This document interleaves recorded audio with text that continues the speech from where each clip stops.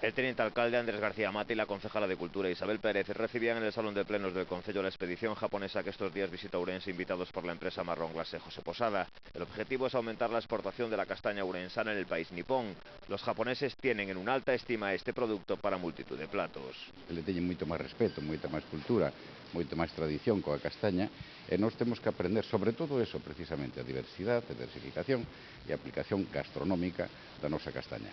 O mellor produto para ali precisamente son castañas en calda, en almíbar, son castañas en pasta, en puré, cremas, non? Que despois eles constituyen o meten para facer Mont Blanc, facer postres. Entón, todo eso é máis posible de venda ali que o marrón glacé, que claro, ten moito azúcar e só lle gusta pois, a algunhas persoas, ali con facer 2000 toneladas que se fan de marrón glacé para todo o Xapón, se é suficiente. En cambio, en castañas en calda podese vender miles de toneladas.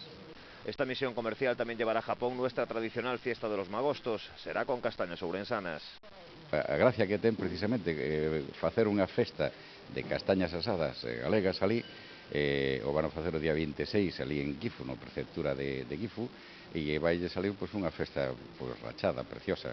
Así que eu penso que é unha forma de entrar pola curiosidade, polo extraño, polo noso, e despois seguirlle, claro, vendendo industrialmente a maior cantidad posible, non?